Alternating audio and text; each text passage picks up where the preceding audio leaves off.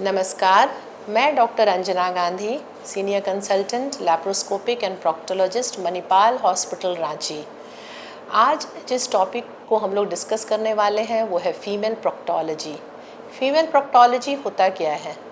कोई भी बीमारी जो स्टूल करने के रास्ते एनल या रेक्टल रीजन से रिलेटेड है उसे हम प्रोक्टोलॉजी में डालते हैं। जैसे उस रीजन से खून का आना, उस रीजन में इचिंग होनी, उस रीजन में कोई स्वेलिंग होना, ये सारा प्रोक्टोलॉजी में आता है।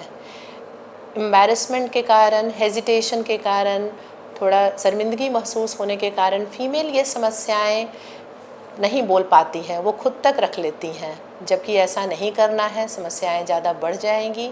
इसलिए बहुत ज़रूरी है कि इस तरह की समस्याएं होने पे आप अपने प्रोक्टोलॉजिस्ट से मिलें, जाकर डॉक्टर से कंसल्ट करें। किन समस्याओं में आपको सोचना है कि ये एनल रीजन की समस्याएं हैं, जैसे किसी एनल रीजन में गांठ का महसूस होना, कोई लंप का वहाँ पर होना, ये एबनॉर्मल है। स्टूल के रास्ते से ब्लड का आना, वहाँ खुजली होना, ये एबनॉर्मल है। बहुत सारी बीमारियाँ, डिजीज़ेज़ इसके सेक्शन में आती हैं, सबको एक तरीके से ले लिया जाता है, ऐसा नहीं है। उस रीजन की एक बीमारी को हिमोरॉइड्स कहते हैं। उस में क्या होगा? उसमें एक स्वेलिंग होगी, बहुत सारा खून नीचे से जाएगा और खुजली होगी। इसे हिमोरॉइड्स के सेक्शन में डाला जाता है, जिसे कॉमनली हम लोग पाइल्स भी बोलते हैं।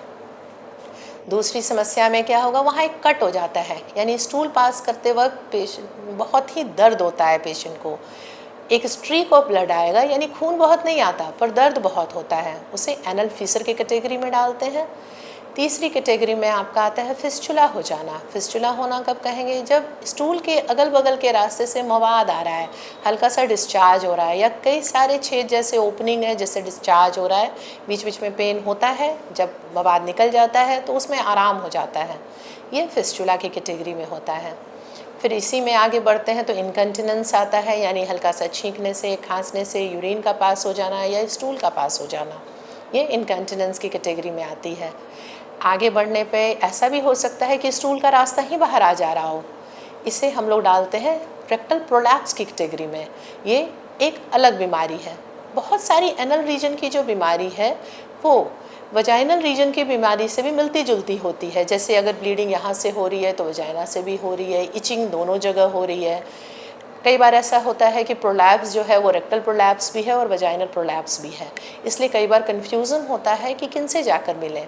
एनल रीजन की प्रॉब्लम्स के लिए आपको प्रोक्टोलॉजिस्ट से मिलना है, वजाइनल रीजन के प्रॉब्लम्स के लिए आपको गायनेकोलॉजिस्ट से मिलना है। अब है कि ये सब होता क्यों है? देखा गया है ये महिलाओं में, फीमेल्स में ज़्यादा कॉमन है। क्यों? क्योंकि ये चाइल्ड बर्थ से रिलेटेड है, प्रेगनेंसी से रिलेटेड है। कॉन्स्टिपेशन, किसी को कॉन्स्टिपेशन लंबे समय से रहता है, कब्ज रहती है, वो स्ट्रेन कर रहे हैं कॉन्स्टेंटली, इस कारण भी कभी कभी क्या होता है कि खून की धमनी नीचे की तरफ आ जाती है, जो आगे चल के पाइल्स बनाती है। ओबेसिटी, सेडेंट्री लाइफ स्टाइल, थोड़ा सा कम पानी पीने की आदत, ये सारी आदतें जो होती हैं आगे चल के प्रोक्टोलॉजी की बीमारी को बढ़ाती हैं। इसमें आपको हाइड करने की कोई ज़रूरत नहीं है, इसमें जाकर आपको डॉक्टर से मिलने की है। अब है कि इस तरह की जो बीमारियां हैं उसका क्या हमेशा सर्जरी ही होता है? नहीं, कई बीमारियां ऐसी हैं जिसका मेडिकल मैनेजमेंट है। जैसे आप अगर जाते हैं तो हो सकता है डॉक्टर आपको सिंपली कहें कि आप अपने लाइफस्टाइल को चेंज करिए, ज़्यादा पानी पीना या ऐसी खाने पीने में परिवर्तन करना, हरी पत्तेदार सब्जियां खाना, ताकि कॉन्स्टिपेशन नहीं हो, स्ट्रेन करने की हैबिट को छोड़ना, या आपको सिट्स बाथ, कुछ एक्सरसाइजेज होते हैं नीचे के जो आप अपने डॉक्टर से जाते हैं, सीखते हैं, ये सब नॉन सर्जिकल मैनेजमेंट है। अगर सर्जरी की ज़रूरत ही पड़ गई तो ऐसे में कई एडवांस सर्जरीज अब आ चुके हैं, जैसे laser surgery, minimal invasive surgery है प्रोक्टोलॉजी के एरिया के लिए, एनल रीजन के लिए।